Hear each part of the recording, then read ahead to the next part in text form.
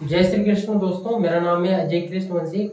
हमने दोस्तों पिछले लेक्चर से राजस्थानी चित्रकला के विषय में जानना शुरू कर दिया था, जो कि हमारी अलग अलग राजस्थान की जितने भी कॉम्पिटिटिव एग्जाम है दोस्तों उनके लिहाज से इम्पोर्टेंट है।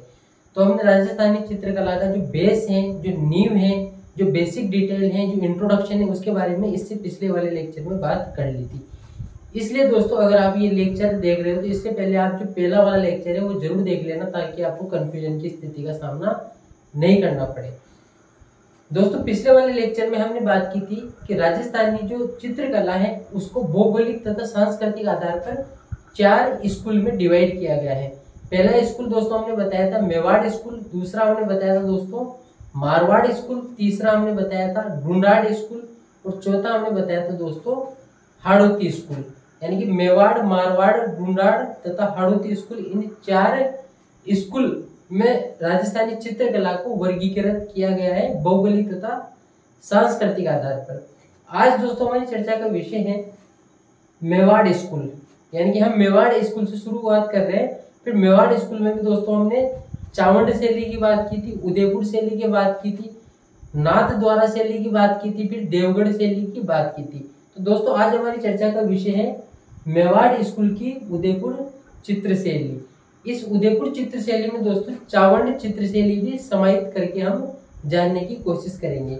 यानी कि इसी उदयपुर चित्र शैली में जब हम महाराणा प्रताप का जिक्र करेंगे तथा अमर सिंह का जिक्र करेंगे, तब दोस्तों इसी चित्र शैली के अंतर्गत हम चावंड चित्र शैली का भी समावेश कर लेंगे। इस वजह से हमें चावंड चित्र शैली का अलग से वीडियो लेक्चर बनाने की आवश्यकता नहीं है। तो बिना टाइम वेस्ट के चर्चा को प्रारंभ करते हैं। ये सब दोस्तों जो लिखा हुआ है उसे देखकर आपको ऐसा लग सकता है कि हम जब राजस्थानी चित्रकला के बारे में पढ़ रहे हैं और राजस्थानी चित्रकला के मेवाड़ स्कूल के बारे में पढ़ रहे हैं और उसमें भी दोस्तों हमने उदयपुर चित्र शैली का नाम लिखा है, तो हमने इन मेवाड़ के गुहिल वंश के शासकों के नाम क्यों लिखे हैं। हम राजस्थान इतिहास तो नहीं पढ़ रहे हैं, हम मेवाड़ का गुहिल वंश तो नहीं पढ़ रहे हैं, हम रावल तथा राणा शाखा, सिसोदिया शाखा तो नहीं पढ़ रहे, फिर हमने ये नाम क्यों लिख दिए। ये हमने क्यों लिखे हैं दोस्तों, इनका अभी थोड़ी देर बाद में आपको पता चल जाएगा। ये इनका नाम लिखने का क्या प्रयोजन है और इनके नाम क्यों महत्वपूर्ण है। इनके नाम से ही दोस्तों हम राजस्थानी चित्रकला के जो प्रमुख चित्रित ग्रंथ है उनके बारे में समझने की कोशिश करेंगे और समझ भी लेंगे। अगर दोस्तों हमें राजस्थानी चित्रकला को समझना है तो हमें 3 पॉइंट पर फोकस करना होगा। हमें दोस्तों 3 पॉइंट पर फोकस करना होगा। पेन चाहिए मेरे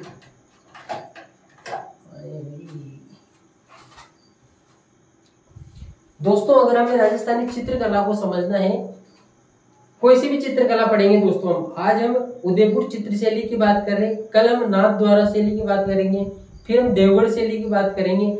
जब हम मारवाड़ स्कूल में जाएंगे तो जोधपुर शैली की बात करेंगे, जैसलमेर शैली की बात करेंगे, बीकानेर शैली की बात करेंगे, किशनगढ़ शैली की बात करेंगे। जब हम ढूंढाड़ स्कूल में जाएंगे दोस्तों, तब हम जयपुर या फिर आमेर शैली के बारे में बात करेंगे, अलवर शैली के बारे में बात करेंगे, उनियारा शैली के बारे में बात करेंगे, शेखावटी शैली के बारे में बात करेंगे। और जब हम दोस्तों हाड़ौती स्कूल में जाएंगे तब हम बूंदी चित्र शैली के बारे में बात करेंगे, कोटा चित्र शैली के बारे में बात करेंगे। लेकिन किसी भी चित्र शैली को समझने के लिए हमें 3 प्रयोजन चाहिए, हमें 3 पॉइंट चाहिए। 3 पॉइंट से हम किसी भी चित्र शैली को आसानी से समझ सकते हैं। पहला पॉइंट रहेगा दोस्तों चित्र, यानी कि वो जो चित्र शैली हम पढ़ रहे हैं उसमें कौन कौन से चित्र बने हैं उनके बारे में हमें जानकारी होनी चाहिए। उस चित्र शैली की दोस्तों विशेषताएं क्या है, उस चित्र शैली की विशेषताएं क्या है, क्या खास बात है उस चित्र शैली की, ये हमारा दूसरा पॉइंट रहेगा। और दोस्तों चित्रकार कौन से रहे हैं उस चित्र शैली से संबंधित, ये हमारा तीसरा पॉइंट रहेगा। चितेरे कौन से रहे हैं, ये हमारा तीसरा पॉइंट रहेगा। चित्र, उसके बाद में उस चित्र शैली की विशेषताएं और तीसरा पॉइंट उस चित्र शैली से संबंधित चित्रकार। इन 3 पॉइंट को दोस्तों अगर हम समझ लिए तो हम उस चित्र शैली के बारे में संपूर्ण ज्ञान का अर्जन कर लेंगे। इस वजह से दोस्तों हम अब ये जो सीक्वेंस रहेगा, इसमें पहला सीक्वेंस रहेगा दोस्तों चित्र का, दूसरा विशेषता का, तीसरा चित्रकार का। पहला सेगमेंट हमारा स्टार्ट हो रहा है दोस्तों चित्र का, और उसका चित्र को समझाने के लिए मैंने इन शासकों के नाम लिखे हैं। अब इन शासकों के नाम क्यों लिखे हैं यह भी आपको 10 मिनट या फिर मुश्किल से 12 मिनट के अंदर आपको समझ में आ जाएगा। दोस्तों हो सकता है जो मैं आपके साथ जानकारियां साझा करूं और जिस स्टडी मटेरियल से आप तैयारी कर रहे हो उसमें विरोधाभास हो सकता है।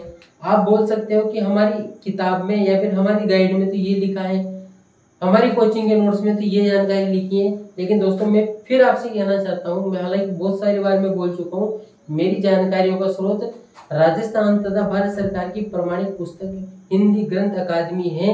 इसके अलावा राजस्थान सरकार की प्रमाणिक पुस्तक माध्यमिक शिक्षा बोर्ड अजमेर है। इसके अलावा भारत तथा राजस्थान सरकार की प्रमाणिक पुस्तक एनसीईआरटी मेरी जानकारियों का स्रोत है। दोस्तों मैं आपके साथ प्रमाणिक जानकारियां साझा करने का प्रयास कर रहा हूं। इस वजह से हो सकता है आपकी कोचिंग के नोट्स में, आपकी गाइड में कुछ भिन्नताएं मिल जाए, लेकिन मैं आपके साथ जो जानकारी साझा कर रहा हूं वो ऑथेंटिक किताबों के आधार पे है। उनके आधार पर आप रीट लगा सकते हो, उनके आधार पर आप कोर्ट जा सकते हो। विवाद की स्थिति में उस प्रश्न को या तो डिलीट करना पड़ेगा या संशोधन करना पड़ेगा, इतना भरोसा मैं आपको दिला सकता हूँ। चर्चा स्टार्ट करते हैं दोस्तों। पहला हमारा पॉइंट क्या था दोस्तों? चित्र। पहला हमारा पॉइंट क्या था? चित्र। यहाँ लिख देते हैं एक चित्र। चित्रों के बारे में बात करेंगे। रावल तेज सिंह के शासनकाल में दोस्तों उदयपुर चित्रशैली का या फिर मेवाड़ चित्रशैली का प्रथम चित्रित ग्रंथ चित्रित हुआ था। उसका क्या नाम था? लिख लेते हैं। रावल तेज सिंह के शासनकाल के दौरान श्रावक प्रतिक्रमण श्रावक प्रतिक्रमण सूत्रचूर्णी ये ग्रंथ चित्रित हुआ था दोस्तों 1260 में। और इस ग्रंथ को मेवाड़ चित्रशैली का या फिर उदयपुर चित्रशैली का प्राचीनतम ग्रंथ माना जाता है। ये जानकारी आपको निश्चित तौर पर ध्यान में होनी चाहिए। रावल तेज सिंह के शासनकाल के दौरान श्रावक प्रतिक्रमण सूत्रचूर्णी नामक चित्रित ग्रंथ चित्रित हुआ था। 1260 में चित्रित हुआ था। इसका चित्रकार कौन था? नाम लिख लेते हैं। चित्रकार था दोस्तों इसका कमलचंद्र। चित्रकार का नाम है कमलचंद्र। वर्तमान में श्रावक प्रतिक्रमण सूत्रचूर्णी जो चित्रित ग्रंथ है वो कहां पर है? जैसलमेर संग्रहालय में। जैसलमेर संग्रहालय में। जैसलमेर संग्रहालय में। जैसलमेर में एक संग्रहालय है दोस्तों, उसका नाम है जैन जिनबद्रसूरी संग्रहालय। क्या नाम है? जिनबद्रसूरी संग्रहालय। और उसी जिनबद्रसूरी संग्रहालय में श्रावक प्रतिक्रमण सूत्रचूर्णी जो चित्रित ग्रंथ है जिसका चित्रण कमलचंद्र के द्वारा किया गया, जो कि रावल तेज सिंह के शासनकाल के दौरान बनाया गया था, वो रखा हुआ है वहां पर। दोस्तों रावल और राणा में क्या अंतर है? हालांकि राजस्थान इतिहास के हमने 100 वीडियो लेक्चर बनाए हैं, उसमें हमने स्पष्ट किया है मेवाड़ की गुहिल वंश में रावल और राणा में क्या अंतर है। 1303 ईस्वी से पहले गुहिल वंश की जो शाखा चल रही थी उस शाखा का नाम है दोस्तों रावल शाखा। 1303 में अलाउद्दीन खिलजी का आक्रमण होता है और रावल शाखा का अंत हो जाता है। रावल रतन सिंह के साथ पद्मिनी का जोर होता है। रानी पद्मिनी का 16,000 वीरांगनाओं के साथ जोर होता है और रावल शाखा का अंत हो जाता है। उसके बाद में दोस्तों सिसोदा का रहने वाला हम्मीर सिसोदिया शाखा प्रारंभ करता है और वही सिसोदिया शाखा बाद में राणा शाखा के नाम से जानी जाती है। इस वजह से दोस्तों ये रावल लिखा है क्योंकि ये 1303 ईस्वी से पहले की बात है। अब जितने भी शासक रहेंगे वो राणा रहेंगे या फिर महाराणा रहेंगे, वो सिसोदिया वंश से संबंधित रहेंगे। राणा मुगल के शासनकाल के दौरान दोस्तों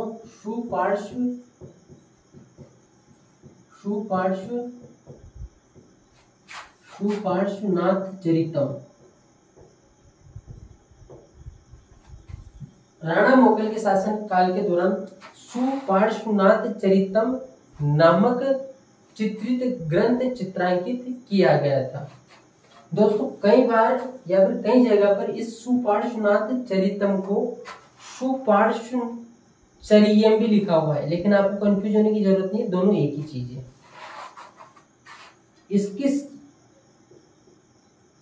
इसका सन है दोस्तों 1423 और हीरानंद के द्वारा इसका चित्रांकन किया गया था।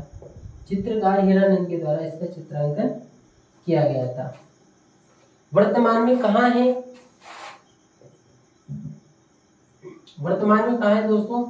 सरस्वती भंडार। सरस्वती भंडार कहाँ पर है? उदयपुर में है। कहाँ पर है प्यारे दोस्तों? उदयपुर में है। हम दोस्तों चित्रों की बात कर रहे हैं, शासकों से संबंध स्थापित करते हुए उनकी बात कर रहे हैं हम चित्रों की। एक बात मैं आपको बता देना चाहता हूं कि जो मेवाड़ चित्रशैली है उसकी जो उदयपुर चित्रशैली है दोस्तों, उदयपुर चित्रशैली में पोथी ग्रंथों का चित्रांकन बहुतायत से किया गया। पोथी ग्रंथों का चित्रांकन बहुतायत से किया गया।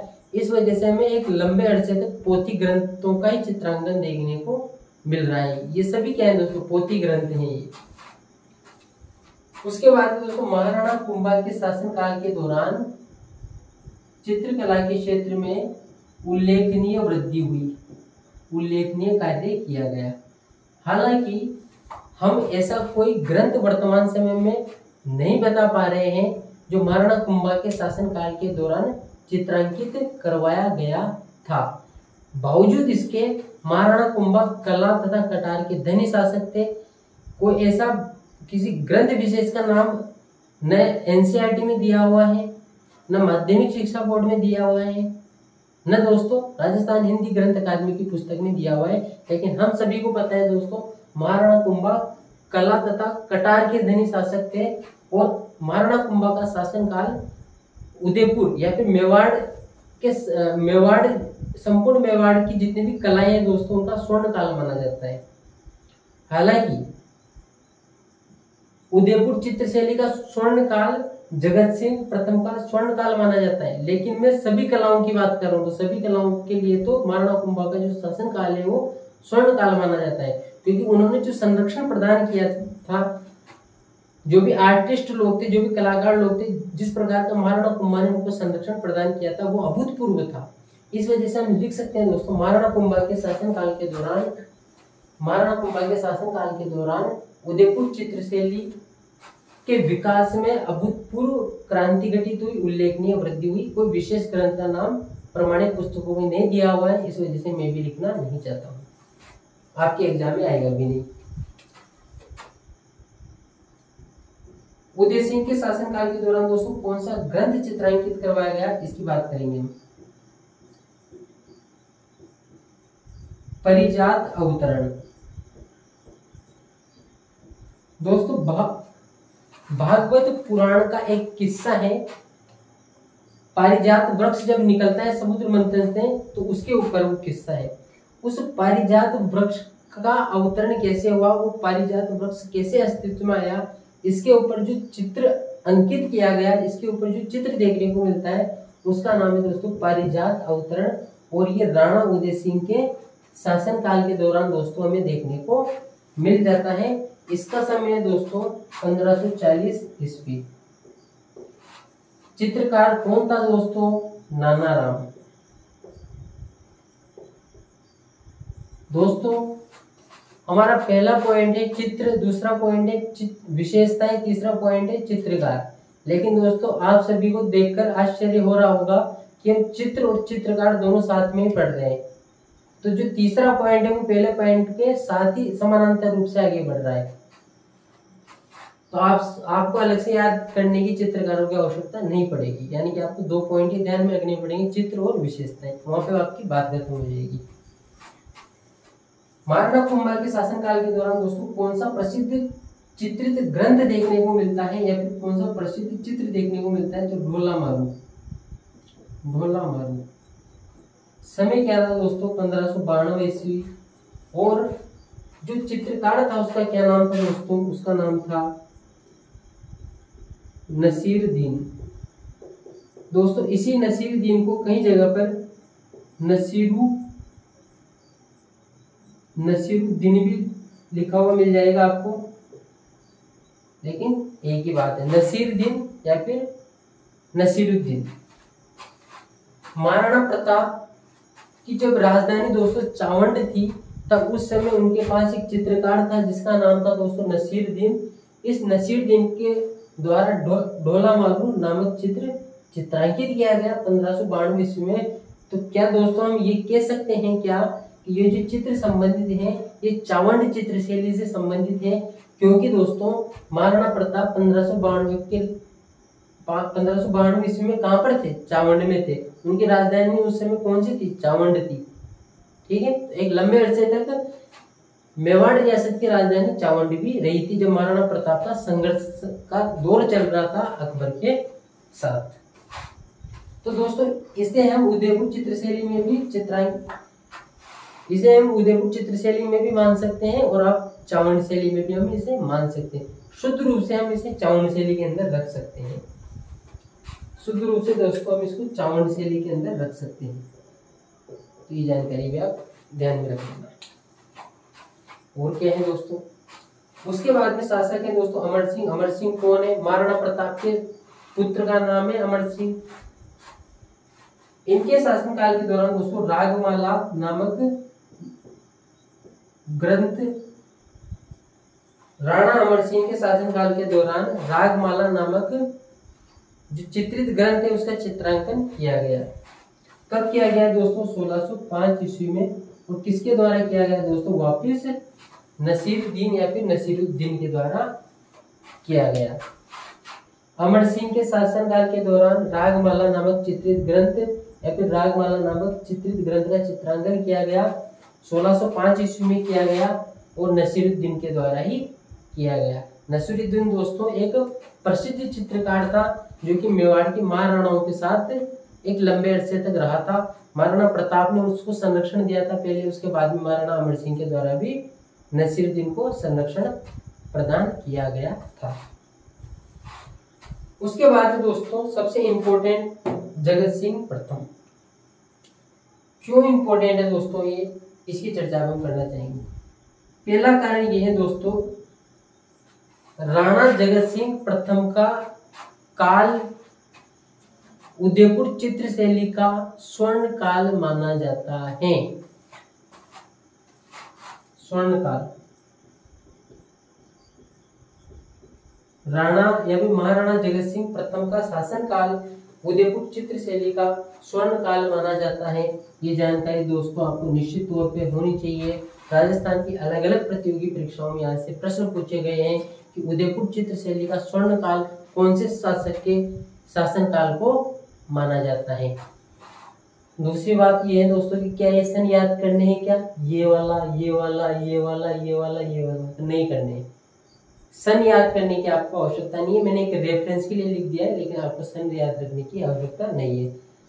आप ये जरूर ध्यान में रखना दोस्तों कौन सा ग्रंथ किसके शासन काल के दौरान चित्रांकित किया गया था और उसका चित्रकार कौन था, ये इंपॉर्टेंट है। राणा जगत सिंह प्रथम का शासन काल उदयपुर चित्र शैली का स्वर्ण काल माना जाता है। ये जानकारी आपको दोस्तों निश्चित तौर पर होनी चाहिए। जगत सिंह प्रथम को दोस्तों चित्रकला से इतना अधिक प्रेम था कि इन्होंने चित्रकला डिपार्टमेंट की स्थापना की थी। चित्रकला डिपार्टमेंट की स्थापना की थी जिसे कहा गया चितेरों की ओवरी। चितेरों की ओवरी क्या कहा गया दोस्तों? चितेरों की ओवरी। और दोस्तों इसी चितेरों की ओवरी को तस्वीरारों कारखानों भी कहा गया। तस्वीरारों कारखानों भी कहा गया। ये क्या था दोस्तों? ये एक डिपार्टमेंट था, एक विभाग था या फिर हम कह सकते हैं दोस्तों ये एक कला विद्यालय था। कला विद्यालय था। एक बार फिर से रिपीट करना चाहेंगे हम। राणा जगत सिंह प्रथम का शासनकाल उदयपुर चित्र शैली का स्वर्ण काल माना जाता है।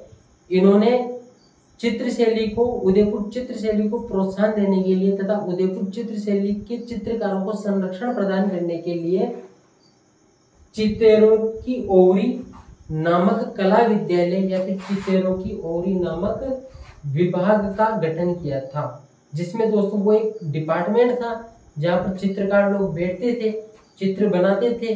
इस वजह से दोस्तों उसी चित्तौरों की ओवरी को ही तस्वीरों कारखानों भी कहा गया है, क्योंकि वहां पर तस्वीरें बनती थी।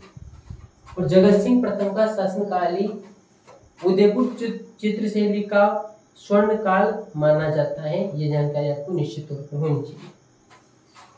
कौन कौन से ग्रंथ दोस्तों इनके समय चित्रांकित किए गए उसकी चर्चा हम करना चाहेंगे। जगत सिंह के शासनकाल के दौरान ही दोस्तों, इधर लिख दूं क्या, क्योंकि यहाँ पर इनका लिख देंगे संग्राम सिंह का, दिख जाएगा क्या, एक मिनट देखता हूँ।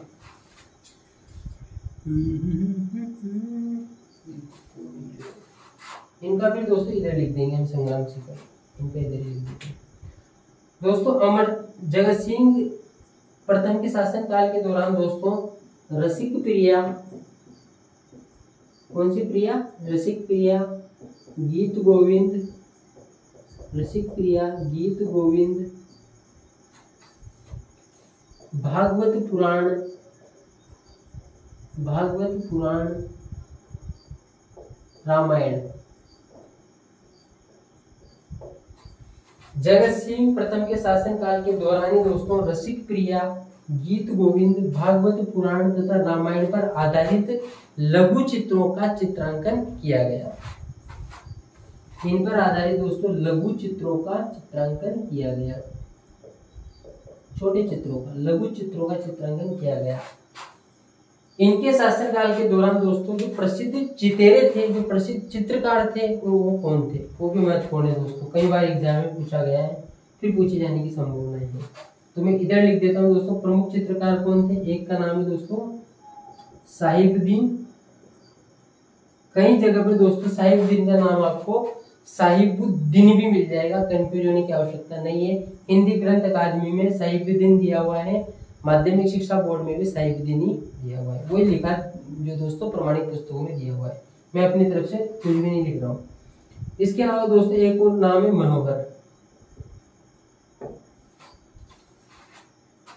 साहिबुद्दीन तथा मनोहर महाराणा जगत सिंह प्रथम के शासनकाल के दौरान दो महत्वपूर्ण चितेरे थे, चित्रकार थे, जिनके द्वारा दोस्तों रसिक प्रिया, गीत गोविंद, भागवत पुराण तथा रामायण पर आधारित लघु चित्रों का चित्रांकन किया गया।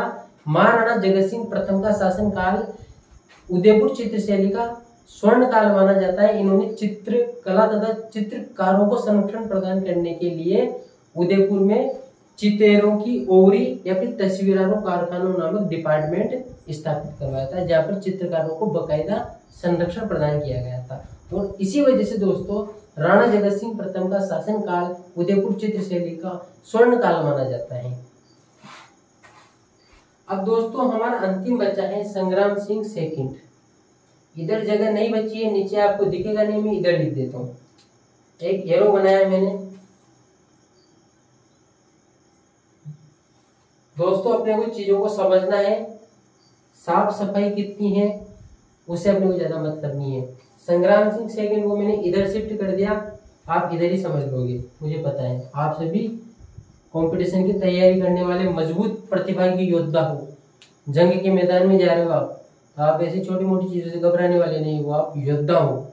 और योद्धा किसी भी चीज से भयभीत नहीं होता है, इन चीजों से तो भयभीत नहीं हो रहे ना आप, एक दो बार पढ़ोगे आराम से याद हो जाएगा, ज्यादा मुश्किल चीजें नहीं है, बिल्कुल भी मुश्किल नहीं है दोस्तों। कोई भी चीज जब हम पहली बार पढ़ते हैं, पहली बार सुनते हैं तो थोड़ी मुश्किल लगती है, लेकिन एक दो बार वो हमारे दिमाग में से निकल जाएगा, वो चीज सर्कुलेट हो जाए हमारे दिमाग में, एक दो बार हम उसको बोल दें, अंदर अंदर मनन कर ले तो फिर आसान लगने लगती है। कोई भी चीज दुनिया में मुश्किल नहीं है, अगर हमारे प्रयासों में सच्चाई है और हम लक्ष्य के प्रति समर्पित हैं, अगर हमारा उद्देश्य बड़ा है तो। वापिस चर्चा पर आते हैं दोस्तों। संग्राम सिंह द्वितीय के शासन काल के दौरान कलीला धमना तथा मुल्ला दो प्याजा के लतीफे, क्या लिख दिया दोस्तों मैंने। संग्राम सिंह सेकंड राणा संग्राम सिंह सेकंड के शासनकाल के दौरान कलीला दमना क्या है दोस्तों, विष्णु दत्त शर्मा ने एक पुस्तक लिखी थी जिसका नाम है पंचतंत्र। उसी पंचतंत्र को दोस्तों फारसी भाषा में अनुवादित करके उसका नाम दिया गया कलीला दमना। और उसी पंचतंत्र जिसको फारसी भाषा में कलीला दमना कहा गया, उसी कलीला दमना पर आधारित जो चित्र हैं वो राणा संग्राम सिंह के शासनकाल के दौरान बनाए गए थे। ये जानकारी आपको होनी चाहिए। मुल्ला दो प्याजा कौन है? मुल्ला दो प्याजा दोस्तों अकबर के नवरत्नों में से एक था। खाने के साथ हमेशा 2 प्याज खाता था, इस वजह से इसका नाम पड़ गया मुल्ला दो प्याजा। ये बहुत ही मजाकिया किस्म का आदमी था, कॉमेडियन आदमी था और जोक वगैरह मारा करता था। इस वजह से दोस्तों मुल्ला दो प्याजा के जो लतीफे हैं, जो इसकी मजाकिया अंदाज जो काफी फेमस हो गया। और इसके उसी फेमस अंदाज के ऊपर जो पेंटिंग हुई थी, जो चित्रकारी हुई थी, वो राणा संग्राम सिंह सेकंड के शासनकाल के दौरान उदयपुर चित्रशैली में भी देखने को मिल जाती है। ये जानकारी दोस्तों हमें होनी चाहिए। यानी कि दोस्तों अभी तक हमारी चर्चा हुई है चित्र पर, प्लस हमने चित्रकार की चर्चा में शामिल कर ली। अब हम विशेषताएं पढ़ना चाहेंगे। एक बार हल्का सा मैं रिपीट कर देता हूँ, वीडियो की लेंथ कितनी हुई एक बार चेक कर लेता हूँ। 26 मिनट का होगा, एक बार रिपीट कर लेता हूँ। रावल तेज सिंह के समय दोस्तों श्रावक प्रतिक्रमण सूत्र चूंटनी नामक ग्रंथ चित्रित किया गया, जिसे उदयपुर चित्रशैली का प्राचीनतम ग्रंथ माना जाता है, प्राचीनतम चित्रित ग्रंथ माना जाता है। और इसका चित्रकार है दोस्तों कमल चंद्र, वर्तमान में जैसलमेर संग्रहालय में स्थित है। उसके बाद में दूसरा है दोस्तों अपना राणा मोगल के शासनकाल के दौरान सुपार्श्वनाथ चरितम नामक चित्रित ग्रंथ चित्रांकित किया गया था। हीरानंद उसका चित्रकार था। वर्तमान में ये सरस्वती भंडार उदयपुर में सुरक्षित है। महाराणा कुंभा के शासनकाल के दौरान उदयपुर चित्रशैली के क्षेत्र में उल्लेखनीय तरक्की में देखने को मिलती है। हालांकि कोई विशेष ग्रंथ यहाँ पर नहीं नोटिसेबल नहीं है, लेकिन उल्लेखनीय वृद्धि हुई थी। राणा उदय सिंह के शासनकाल के दौरान नाना राम नामक चितेरे के द्वारा पारिजात अवतरण नामक ग्रंथ का चित्रांकन किया गया। महाराणा प्रताप के शासनकाल के दौरान नसीरुद्दीन के द्वारा डोला मारू का चित्रांकन किया गया। और राणा अमर सिंह के शासनकाल के दौरान नसीरुद्दीन के द्वारा रागमाला का चित्रांकन किया गया। जगत सिंह प्रथम का शासनकाल मेवाड़ चित्रशैली का या फिर उदयपुर चित्रशैली का स्वर्ण काल माना जाता है। इन्होंने चित्रकारों को तथा चित्रशैली को संरक्षण प्रदान करने के लिए चितेरों की ओवरी या फिर तस्वीरों कारखानों नामक डिपार्टमेंट स्थापित किया था। और इनके समय के प्रसिद्ध चित्रकार का नाम है दोस्तों साहिबुद्दीन। और साहिबुद्दीन की एक और खास बात तो मैं लिखना ही भूल गया, साहिबुद्दीन ने प्रथम बार दोस्तों मेवाड़ की महाराणाओं के व्यक्ति चित्र भी बनाए थे। मेवाड़ की महाराणाओं के इसने व्यक्ति चित्र भी बनाए थे। मेवाड़ की महाराणाओं के इसने व्यक्ति चित्र भी बनाए थे। यानी कि व्यक्ति चित्र बनाने की जो परंपरा है वो साहिबुद्दीन ने प्रारंभ की थी। उसके बाद में दोस्तों हम संग्राम सिंह सेकंड की बात करते हैं। तो संग्राम सिंह सेकंड के शासनकाल के दौरान कलीला दमना तथा मुल्ला दो प्याजा के लतीफे जो हैं इनके ऊपर चित्रांकन किया गया। ये सारी जानकारी हम चर्चा का विषय बना चुके हैं, इनकी चर्चा कर चुके हैं। अब हम हमारी चर्चा को विस्तार देना चाहते हैं। अब हम दोस्तों उदयपुर चित्रशैली की विशेषताओं की तरफ बढ़ना चाहते हैं, जहाँ से भी राजस्थान की प्रतियोगी परीक्षाओं में प्रश्न पूछे जाते हैं। तो बिना टाइम वेस्ट किए राजस्थानी चित्रकला का जो पहला स्कूल है मेवाड़ स्कूल, मेवाड़ स्कूल की जो पहली शैली है उदयपुर चित्रशैली, उदयपुर चित्रशैली की दोस्तों विशेषताएं पढ़ लेते हैं। विशेषताएं हमारी चर्चा का केंद्र बना लेते हैं। दोस्तों थोड़ी वीडियो की लेंथ लंबी जरूर हो सकती है, लेकिन आप राजस्थान की प्रतियोगी परीक्षाओं की तैयारी कर रहे हो तो आपको धैर्य बनाए रखना होगा। राजस्थान की प्रतियोगी परीक्षाओं की तैयारी करने के लिए मेहनत से भी अधिक अगर किसी चीज की आवश्यकता है तो वो है धैर्य। कब वैकेंसी आएगी, कब नोटिफिकेशन आएगा, कब विज्ञप्ति आएगी, कब एग्जाम होगा, कब उस पर रीट लगेगी, कब वो कोर्ट में जाएगा, कब क्लियर होगा, कब डॉक्यूमेंट वेरिफिकेशन होगा, कब ज्वाइनिंग मिलेगी, परमात्मा जाने।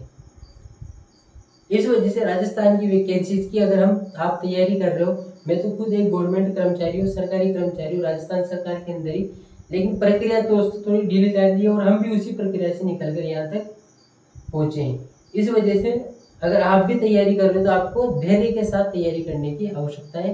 वीडियो की लेंथ थोड़ी लंबी जरूर है, लेकिन आपके लिए बहुत उपयोगी है, आपके लिए बहुत काम की है। प्रमाणिक पुस्तकों के आधार पर दोस्तों सही जानकारी क्रमबद्ध तरीके से आपके साथ पहुंचाने का मेरा प्रयास ये चल रहा है। पानी वानी पी लो, के लिए आपको प्यास लग रही हो तो ऐसी कोई समस्या नहीं।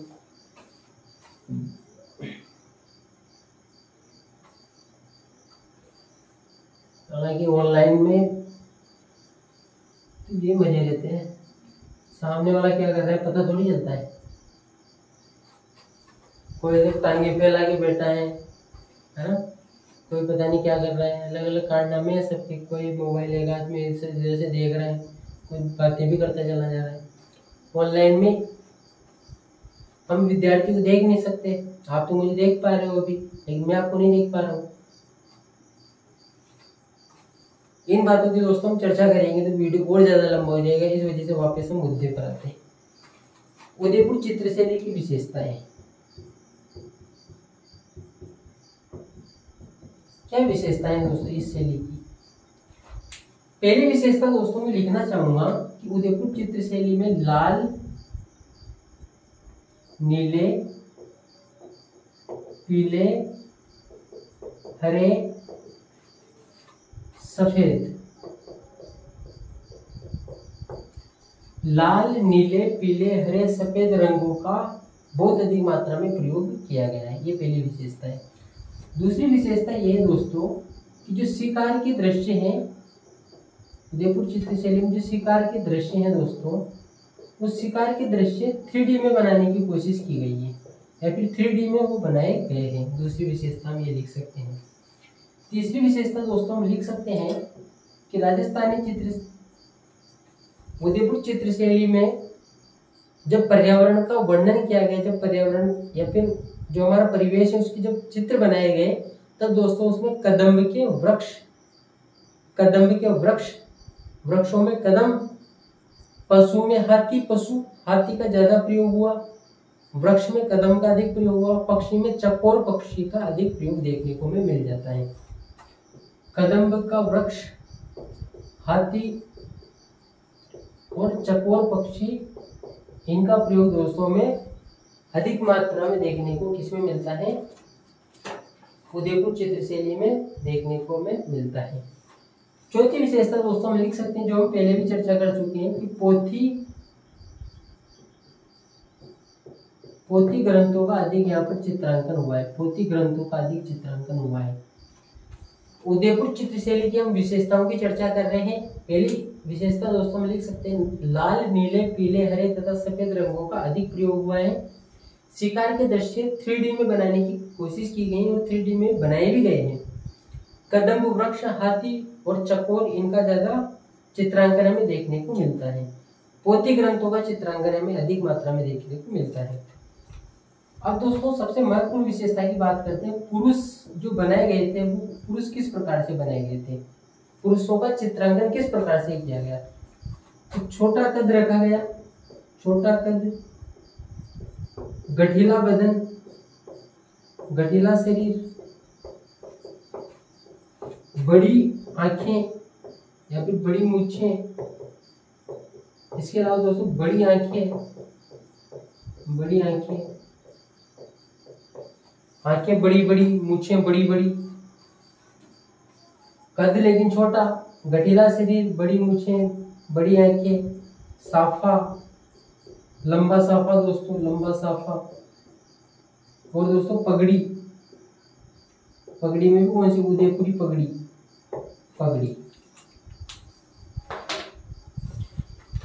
हम कह सकते हैं दोस्तों राजस्थानी चित्रकला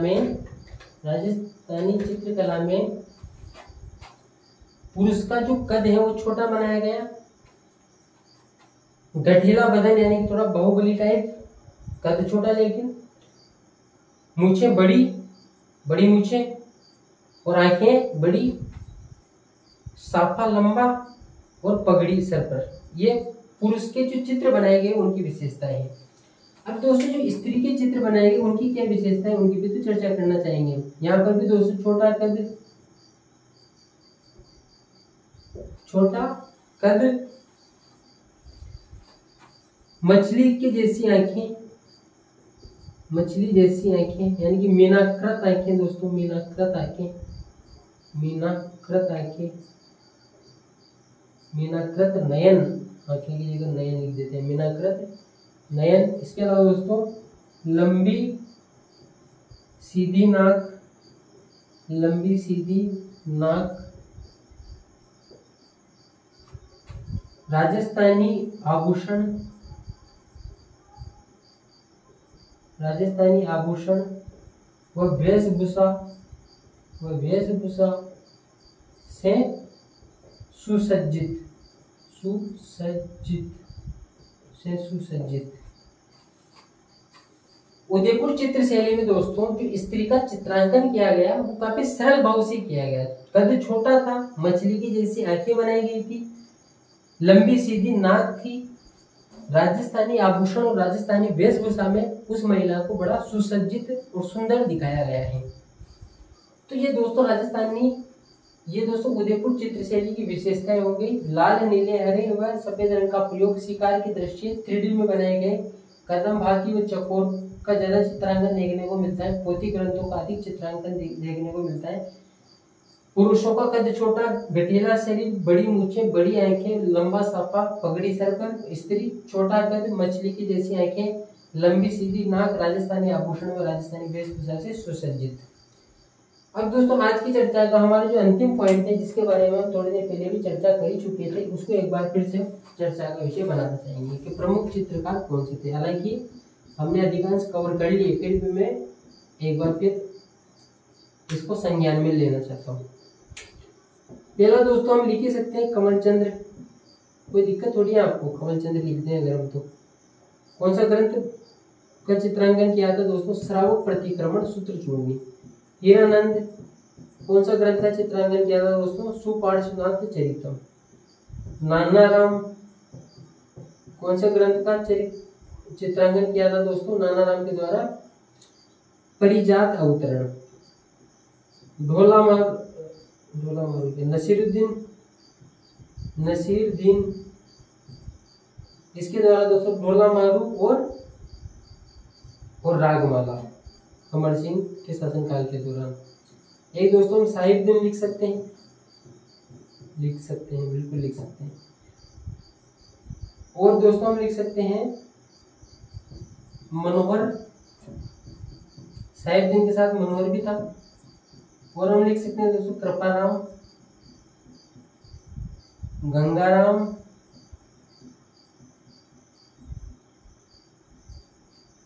और जगन्नाथ।